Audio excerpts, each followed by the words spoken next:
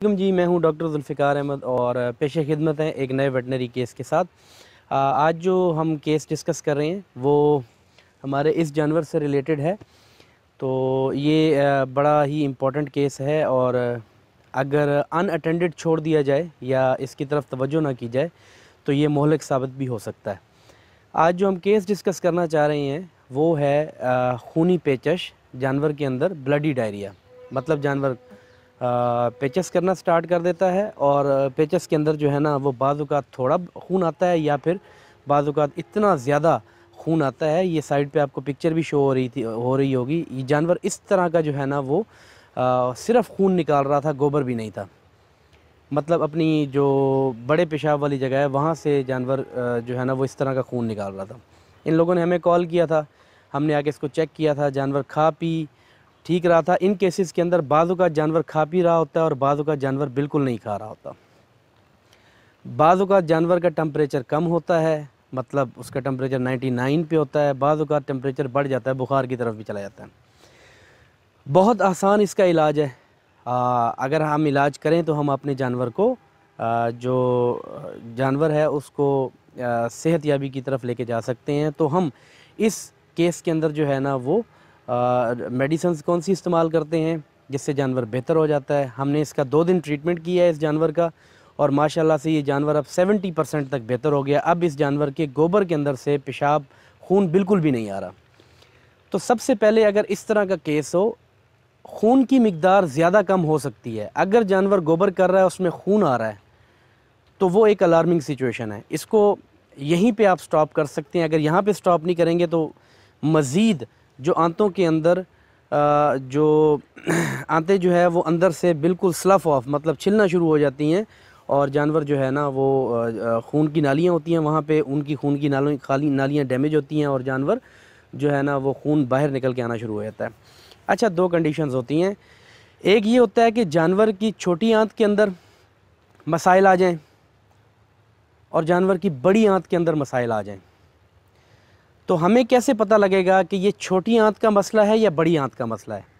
ये मैं खून के एतबार से बात कर रहा हूँ। अगर छोटी आंत के अंदर से जानवर को ब्लीडिंग हो रही है तो गोबर या जानवर जो जुलाब करेगा वो बिल्कुल काले रंग का होगा, इंतहाई काले रंग का होगा। और अगर जानवर को गोबर के साथ बिल्कुल खून आ रहा है, लाल रंग का खून आ रहा है, तो इसका मतलब ये है कि उसकी बड़ी आंत के अंदर जो है वो ब्लीडिंग हो रही है। वो ब्लीडिंग किसी वजह से भी हो सकती है। हमने कई केसेस देखे हैं जिनके अंदर जानवर को मिर्चें दी गई लाल रंग की, बहुत ज़्यादा दे दी, तो उस वजह से जानवर को लाल मिर्चें दे दी, उस वजह से जानवर को बहुत ज़्यादा मसाइल हो गए, ब्लीडिंग हो जाती है। कॉक्सीडियोसिस के केसेस के अंदर हो जाती है और बाज़ औक़ात वायरल डायरियाज़ होते हैं इस तरह के, जिसके अंदर जानवर को जो है वो पतला गोबर करना शुरू कर देता है और बिल्कुल खून होता है। और अगर इसको फिर भी अनअटेंडेड छोड़ दिया जाए तो गोबर ख़त्म हो जाता है, लेकिन जानवर बिल्कुल जो है ना वो लाल रंग का खून गिराना शुरू कर देता है। चलते हैं इसके इलाज की तरफ। तो मैं आप लोगों से रिक्वेस्ट करूंगा, अगर आप लोगों ने मेरा चैनल सब्सक्राइब नहीं किया, मेरे चैनल को ज़रूर सब्सक्राइब करें। आप लोग बहुत प्यार दे रहे हैं और मेरी वीडियोस को ज़रूर लाइक करें, कमेंट करें और शेयर करें। इसके ट्रीटमेंट की तरफ चलते हैं। ब्लडी डायरिया को हम ट्रीट किस तरह करते हैं? बहुत सिंपल ट्रीटमेंट हम करते हैं। सबसे पहले आप जानवर को लिक्विड पैराफीन, आप वेटनरी स्टोर के ऊपर चले जाएं, उनको बोलें 3 बोतल लिक्विड पैराफीन, मतलब 300 ml की 3 बोतलें लिक्विड पैराफीन की लेके इनको डेली बेसिस पे आप पिलाएंगे उस वक्त तक जब तक जानवर के गोबर में से खून आना बंद नहीं होता। ये पॉइंट नंबर 1 है। दूसरी चीज़ जो हम करते हैं उसमें ये होता है कि हम जानवर को फ्लैजल, आप किसी भी ह्यूमन मेडिकल स्टोर, मतलब जहाँ से इंसानों की दवाएं मिलती हैं, वहाँ पे चले जाएंगे। वहाँ से आप 4 बोतल फ्लैजल की ले लेंगे और 4 बोतल फ्लैजल की ले लेंगे और साथ 2 बोतल आप रिंगर लैक्टेट की ले लेंगे। 2000 सीसी रिंगर लैक्टेट आप ले लेंगे और 4 बोतलें फ्लैजल की और रिंगर लैक्टेट आप इसको मिक्स करके या अलग-अलग करके आप इसको नस के अंदर लगा दें, लेकिन थोड़ा आहिस्ता करके लगाएं। आप जो रिंगर लैक्टेट की बोतलें लेंगे, उस रिंगर लैक्टेट की बोतल के अंदर एक इंजेक्शन मैं आपको बता देता हूँ, आपने वो ज़रूर डालना है ताकि जानवर के अंदर ताकत आए। उसके लिए हम जो इंजेक्शन इस्तेमाल करते हैं वो एमिवाई काम है। अमूमी तौर पे रिंगर लैक्टेट जो बोतल हम लगाते हैं उसके अंदर 30 सीसी एमीवाइकाम के इंजेक्शन हम डाल देते हैं। आप एमीवाइकाम जो है वो जानवर को गोश्त में भी लगा सकते हैं, लेकिन रग में लगाएंगे या नस में लगाएंगे तो उसका ज़्यादा बेहतर रिज़ल्ट आएगा। तीसरी चीज़ है एंटीबायोटिक हम कौन सा इस्तेमाल करेंगे। हम एंटीबायोटिक के अंदर इस जानवर को एक्सीफर ये साइड पे जो है वो तस्वीरें भी शो हो रही होंगी, एक्सीफर SJG कंपनी का इंजेक्शन है। वो आप इसको इस जैसे जानवर को 15 ml गोश्त के अंदर डेली बेसिस के ऊपर लगा देंगे। अगर छोटा जानवर है तो डोज कम हो जाएगी। एक्सीफर आपके इलाके में अवेलेबल नहीं है तो आप एक दूसरा इंजेक्शन आता है नावान फार्मा का सीफर इंजेक्शन, वो भी 15 सीसी आप लगा सकते हैं। अगर सीफर का इंजेक्शन आपके पास अवेलेबल नहीं है आपके इलाके में तो गाजी ब्रदर्स का एक इंजेक्शन आता है एक्सिनल, वो भी आप जो है वो जानवर को लगा सकते हैं।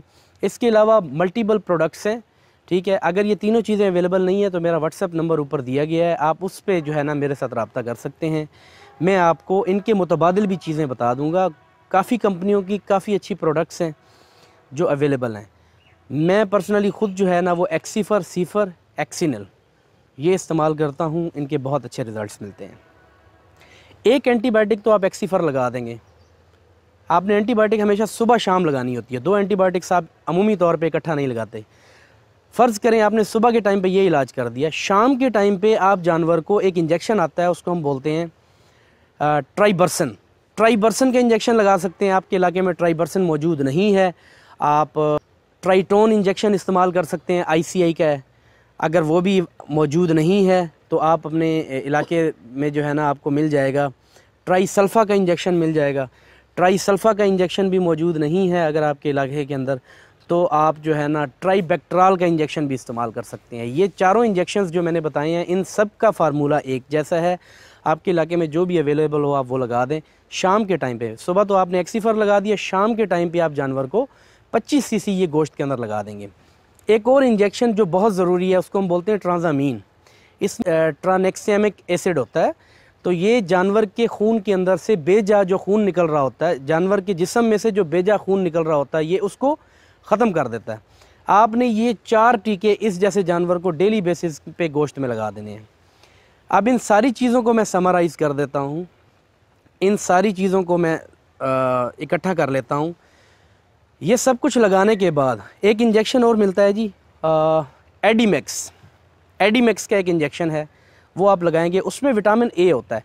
विटामिन ए क्या करता है, जो एपिथेलियम होती है, जो आंतों की अंदर वाली तह होती है, उसको बहुत जल्दी दोबारा ग्रो करने में जो है ना वो हेल्प करता है।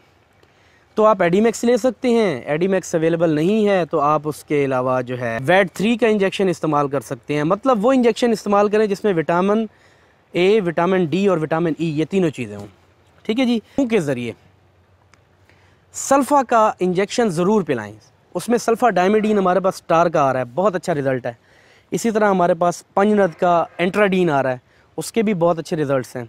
तो आपके इलाके में सल्फ़ा जो भी मौजूद हो आप वो इस्तेमाल कर सकते हैं। वो 100 सीसी आधा किलो पानी में मिक्स करके इसको डेली बेसिस पे पिला दें, और इसके अंदर अगर आप क्यूलिन पाउडर का भी एक डब्बा डाल दें तो बहुत अच्छे रिज़ल्ट्स आपको आ जाएंगे। तो जानवर इंशाल्लाह बेहतर हो जाएगा। अभी तक के लिए इतना ही। अभी जो है ना वो मेरे असिस्टेंट इसका जो है वो ट्रीटमेंट करेंगे, उसकी छोटी सी वीडियो जो है ना वो भी आप देख लेंगे।